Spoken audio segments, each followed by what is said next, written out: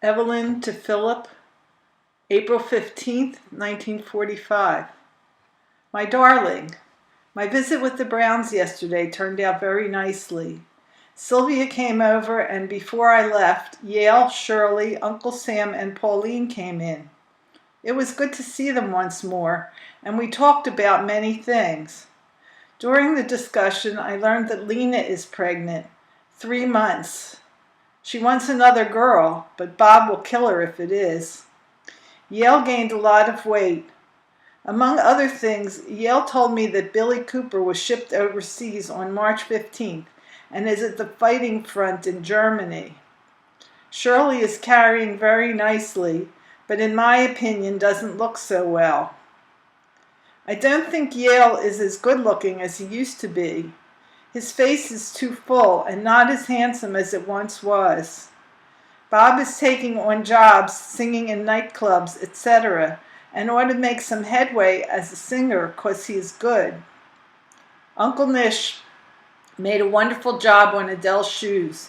As is usually his custom, refused payment for his work.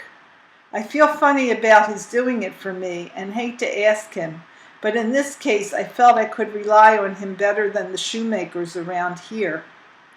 Yale and Shirley drove me to the 47 trolley. They were using Yale's car, and I was home at 4:45. Adele and I had dinner at my mother's because I didn't feel like fussing with food. Mom spent the weekend with the Baders and came home just a short while ago. Mom asked me to ask you whether you remember a Mrs. Garfinkel who used to live upstairs when you lived at 3rd and Cantrell. Mom saw her yesterday and recognized her, although they had not seen each other for 28 years. The Baders took Mom to a Jewish show and showed her a good time. After dinner, Adele had her daily bath and so to bed. I spent the balance of the evening taking a shower and ironing. By the time I had finished ironing, I was so tired I didn't know what to do with myself. Since it was after 11, I went straight to bed. Today I became unwell, so now I know why I was so tired yesterday. Faye came over about 10:30 with Marcy, and I was just about ready to take Adele out, so we walked together for a while and then went over to sit on her porch. An open porch is a blessing with a child in the house.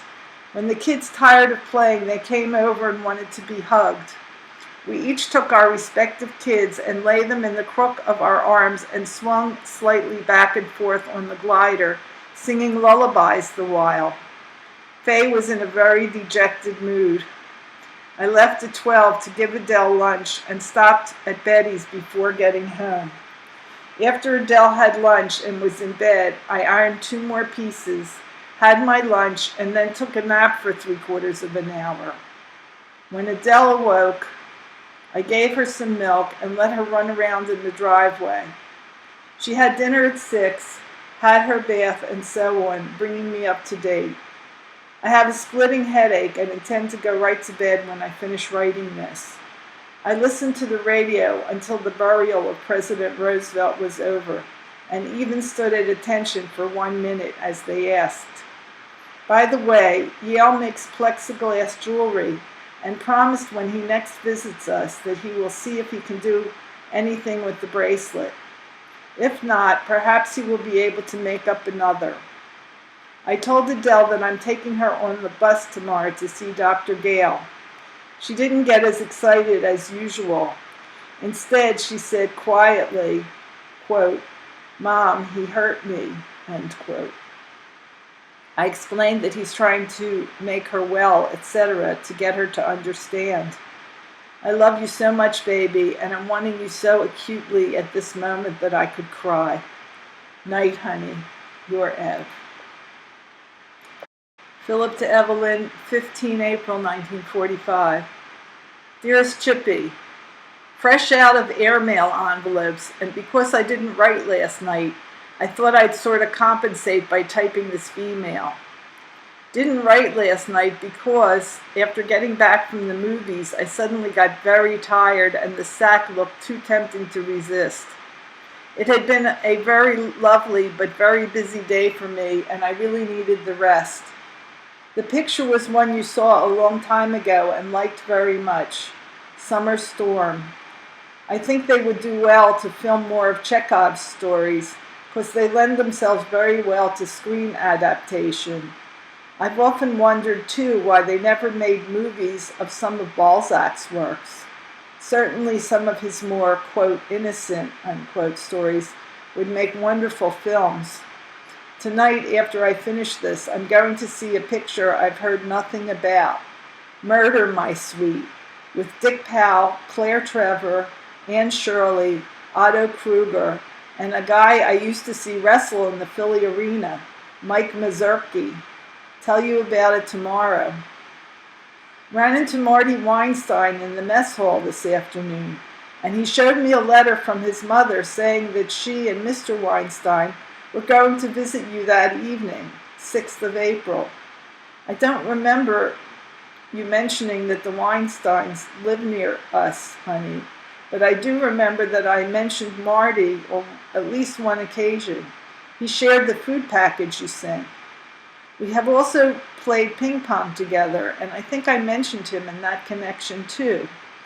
He is a very nice kid, a great thinker, even though he thinks too much about the wrong things, and a very interesting conversationalist. I've spent more than one evening talking to him. His folks might be interested in knowing that he is having far less trouble with his speech these days than when I first met him about a year ago. His tendency to nervous habits is lessening too.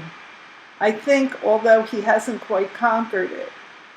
However, I notice that he is much more at his ease when absorbed in conversation than he is at other times. On second thought, Ev, maybe you'd better not talk to his folks about his nervousness, lest it distress them. However, if they bring up the subject, you can tell them what I've said. I really do think he is improving. Your email of 6th April, which arrived yesterday, said nothing about the Weinsteins, so I gather they either came after you had posted your letter or they postponed the visit. There was no fresh mail today. Still reading your last batch of letters, I note that you too have been neglecting Jack N. I'm at my wit's end about what to do to catch up with my correspondence.